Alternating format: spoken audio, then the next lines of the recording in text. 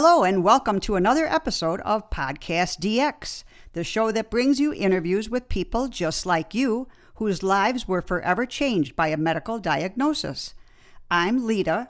Ron is off shooting today, wishing him luck. He's going to be in a competition this morning. And that is archery shooting. It sounds a little bit weird. Yeah, archery. He's shooting targets. Yes, shooting at targets. We don't hunt. Sounds very weird. Yes, we don't. And I'm Jean Marie. Yeah. Collectively, we're the hosts of PodcastDX. On today's show, we are thrilled to be speaking with Leslie Krongold. Is that correct pronunciation, Leslie? Yes. Thank you. That was perfect. Leslie is the host of a wonderful podcast herself. It's called Glass Half Full with Leslie Krongold. And we're talking to her today from sunny California. Leslie has a background in film and education, but she left her previous career field about 10 years ago after a diagnosis, which we're going to be discussing today. So, hi, Leslie. Hi, Jean Marie. Hi, Lita. Hello. Thanks for having me. Thank you for being with us today. Leslie, I understand that you've been diagnosed with myotonic dystrophy, a form of muscular dystrophy. We have listened to your first podcast episode, Glass Half Full with Leslie Krongold, which was wonderful, by the way. Loved it. But for our listeners, could you please tell us a little bit more about myotonic dystrophy?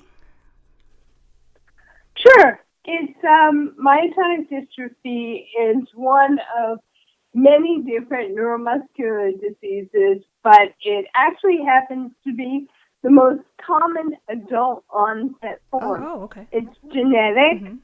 It's genetics. I was actually born with it, but I only became aware of it in my mid-30s. And it was originally named Steiner's disease. That was by the German scientist who discovered it in Würzburg, Germany. Okay. And the term myotonic, it became known as myotonic at some point because myotonia is one of the common symptoms, and that is refers to the difficulty relaxing muscles. Oh, okay. And usually it's the one of the first signs, or at least for me it was the first, was my hands. I had difficulty gripping and making a fist. Okay. Got it. And when did you first notice the symptoms of the myotonic dystrophy? Well, I can really pinpoint exactly when I noticed it. I was working, and I went out to lunch with a colleague, and we were coming back. I was getting out of his car, and my hand wouldn't release from the car door handle, and it was kind of awkward, and I struggled a little, and I got the door open, but it reminded me of a symptom that my mother had talked about years before. Oh. So, okay. And what? Oh, sorry. And well, I wanted you to go on, but were there any specific diagnostic tests that led to your diagnosis? Yeah, sure. I mean, actually, so what happened was, when I realized this happened, I became more aware that it was happening, and I went to my general practitioner. I described it to, and I didn't call my father, who was on the East Coast, mm-hmm. to find out what was the name of that condition Mom was diagnosed with, because I didn't really know anything about it. Okay. But the doctor thought it was a nutritional deficiency. Sure. And sent me for blood work. And then I came back, and the blood work, was fine. And she scheduled me for an appointment with a neurologist. And I had never, there was no reason in my mid-30s to have ever seen a neurologist. I wasn't even quite sure what they did. Okay. But it was a diagnostic test that the neurologist called an EMG, which I believe is an abbreviation for electromyography. Yep. And that test you do, in their office. There are thin needles that they insert, the neurologist inserts into different muscles, and you hear noises. It's muscle activity. So she was able to do sort of a preliminary diagnosis based on listening to that muscle activity. Yeah, those are painful tests. Yeah, they're not fun. They're not fun at all. And I understand that with myotonic dystrophy, the sound they related to the sound of a dive bombing kind of sound is what they say. Like, that the yeah. Well, I don't know if it makes the it just goes. But yeah, that's and then it's a specific sound, okay, which is fascinating.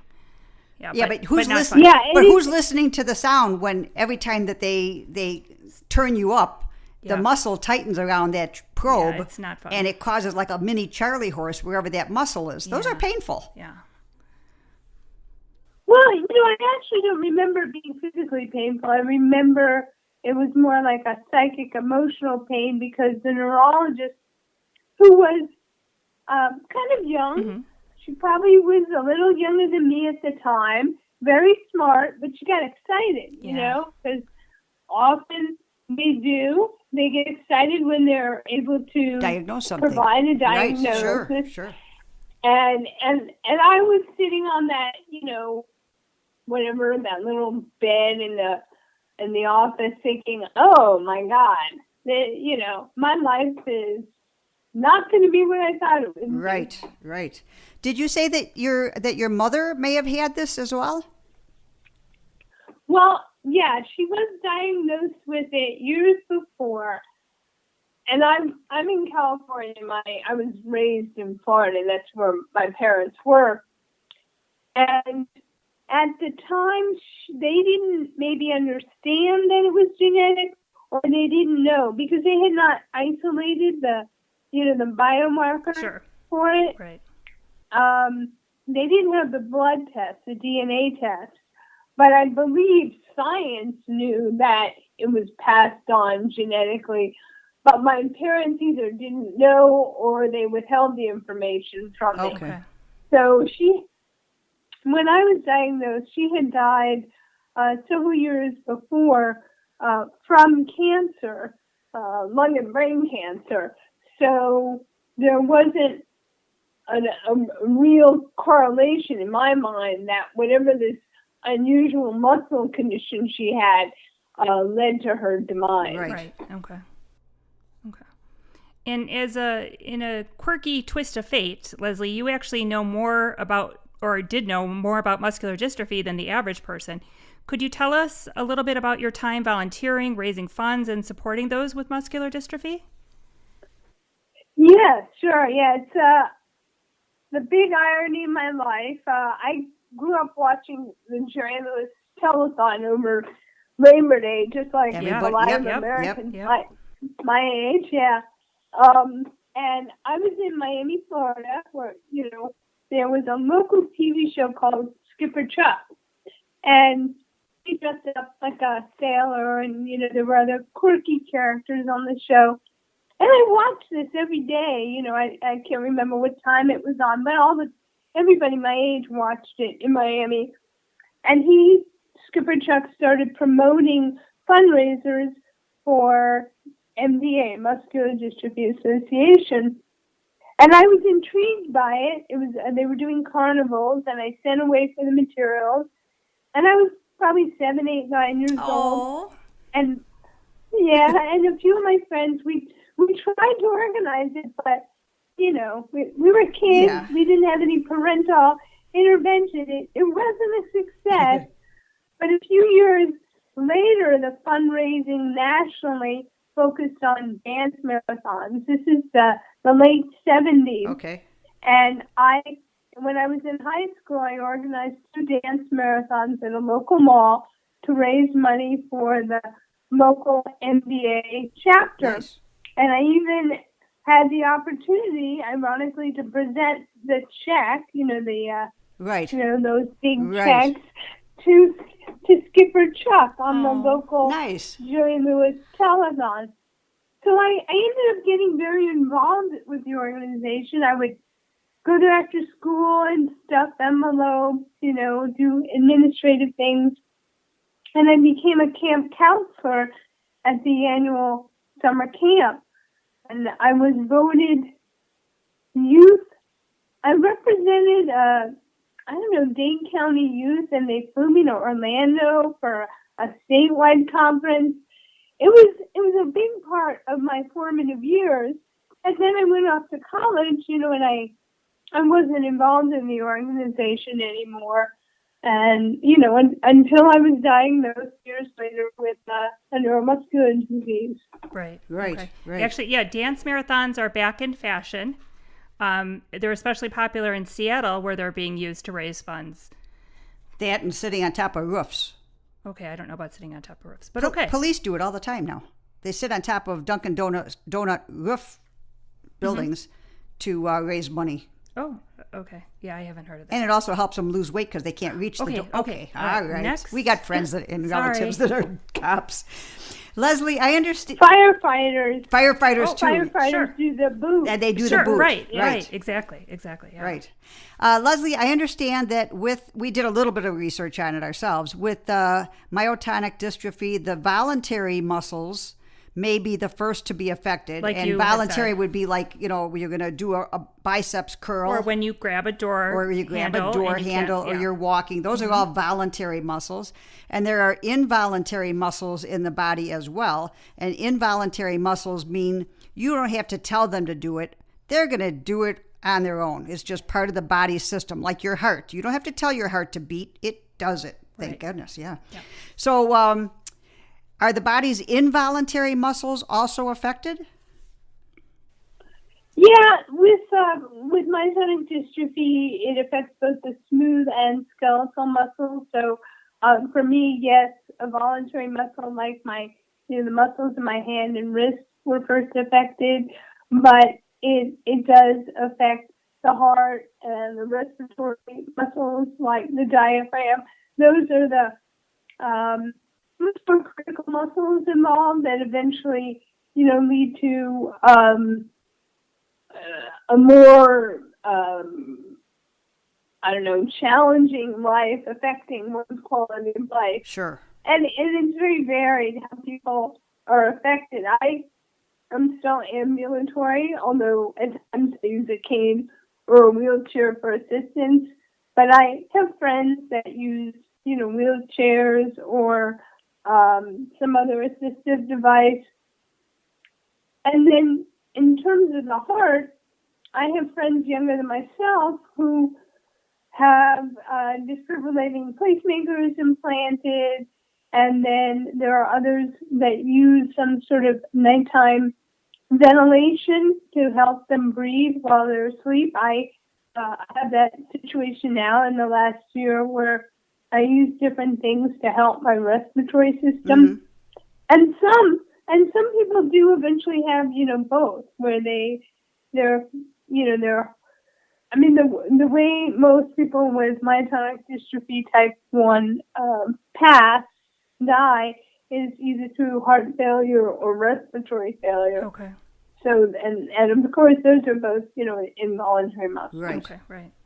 And Leslie, I understand that, like you were saying, there's two forms of myotonic dystrophy, and those have very different onsets. Could you tell us a little bit more about that, and which form do you have? Sure. And it's only right now that we're saying there are two forms, but it's very possible. I go to research conferences. There may be more than two forms as more and more research is discovered. And this has happened with many neuromuscular diseases like SMA, spinal muscle atrophy, CMT, Charcot-Marie Tooth. The more science delves into it, they discover anomalies and more types are identified. But right now there's type 1 and type 2, and I have type 1. Okay. And type 1 and type 2 have different genetic markers. There are similarities in the symptoms, but they're actually located, the origin of it is different. Right. And with DM1, it's usually called DM in the research literature. So with DM type 1, the severity varies, and each generation can be more severe. It's called anticipation. Mm-hmm. So I have classic adult onset. Had I had a child, there was a 50-50 chance of passing on the disease. That child would likely have had the congenital type, Okay. which is much more severe. They're physically, they have a difficult time surviving. Now in medical technology, these children are living much longer and better lives, but they often have severe developmental and physical problems. They're special needs kids. Mm-hmm. And then there is somewhere in the middle, there's like a juvenile onset. And those children, some of them are nonverbal, but many of them you can meet and interact with, and they seem, quote unquote, healthy, mm-hmm. but they have a lot of developmental issues that preclude them from doing well in school, holding jobs, having a quote unquote normal life. Right. Okay. And DM2 is often considered less severe. You don't have a congenital or a childhood onset as far as research knows right now. But people with DM2 do have a lot of the same physical symptoms. Okay. Okay. So adult onset could be DM1 or DM2? Yes.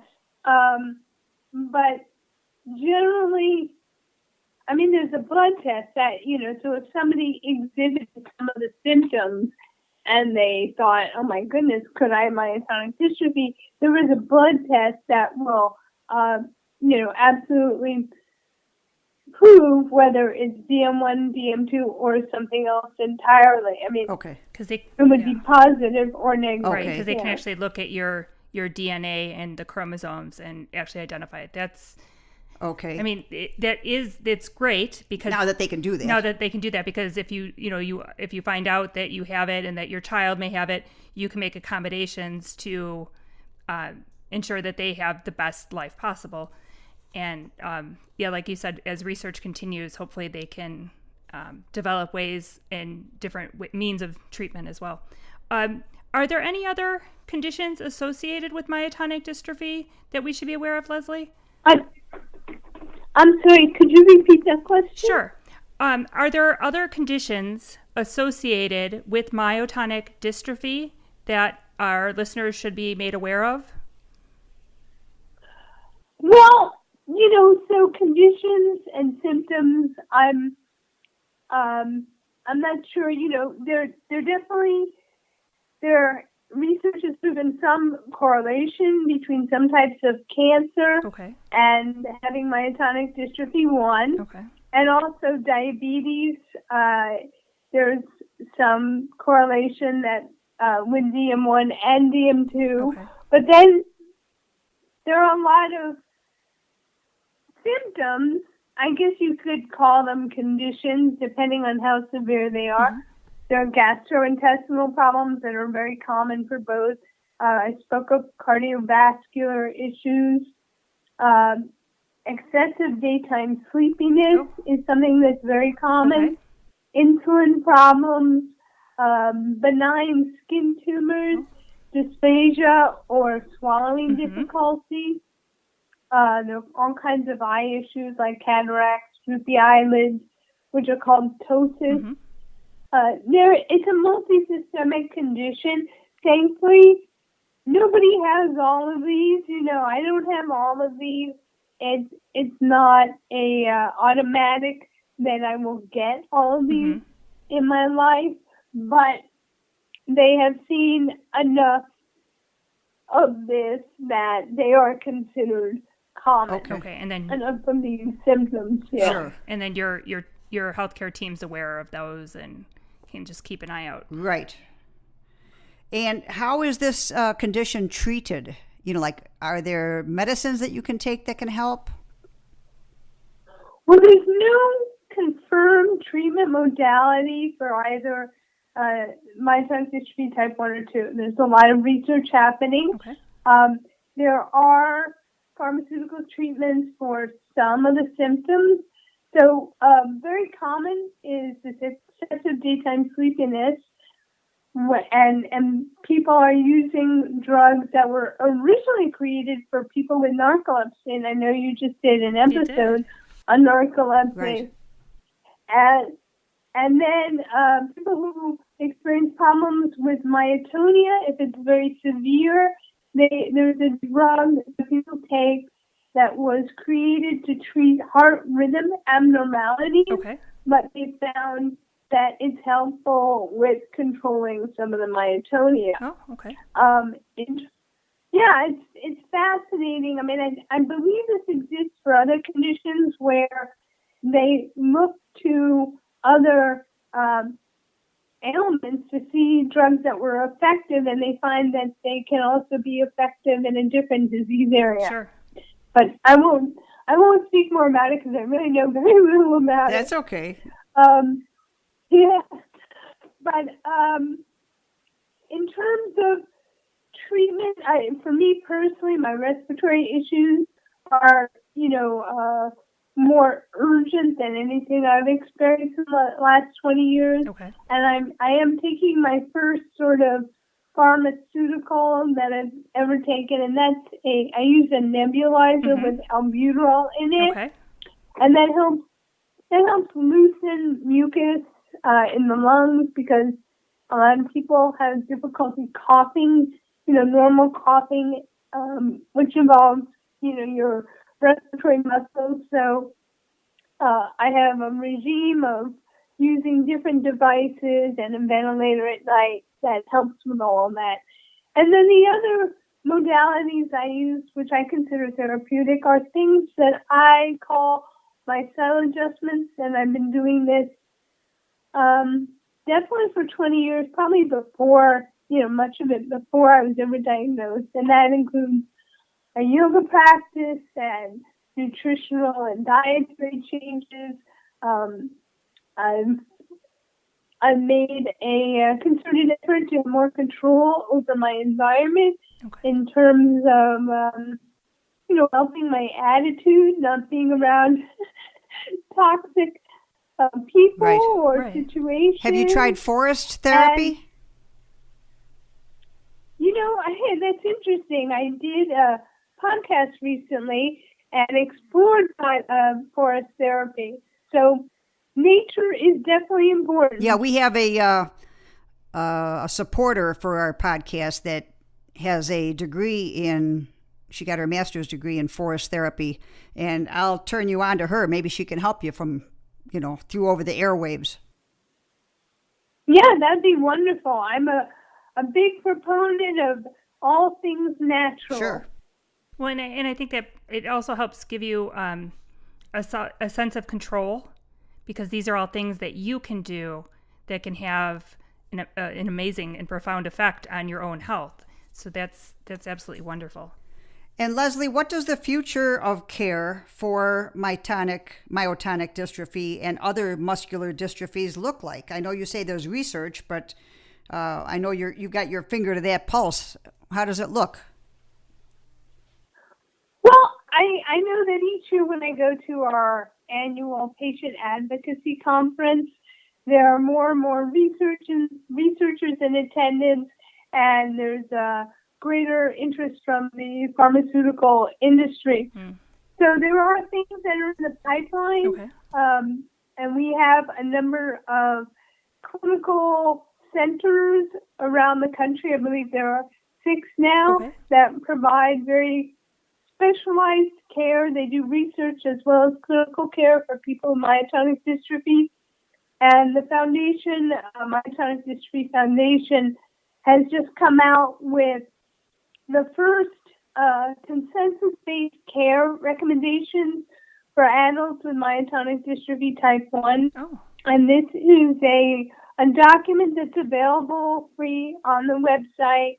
And if you are registered with the foundation and have a family member who has DM1 or DM2, they'll send you this care, which really advises it's a multi-systemic approach to make sure that you're getting the appropriate care and attention and diagnostics for the main areas, respiratory, cardiovascular, nutritional, etc. Oh, that's Okay. great. We'll put a link So- to that on our page. Yeah, we will. And then, as we've found out over the years, there are different hospitals and facilities that will specialize in different things. Like Right. there And are as you some said- that are really good on cancer, and there's some that are really good on gastrointestinal. What are the facilities that people would want to go to if they want the best of the best in this particular diagnosis? Well, there are 6 of them, and I'm very fortunate to live not too far from Stanford University in Northern California, and all of these schools have a what is it called? They have a team, multidisciplinary team. So at the head is usually a neurologist because myotonic dystrophy is a brain condition, Right. central nervous system, but they have pulmonologists and gastroenterologists, etc., all as part of the team.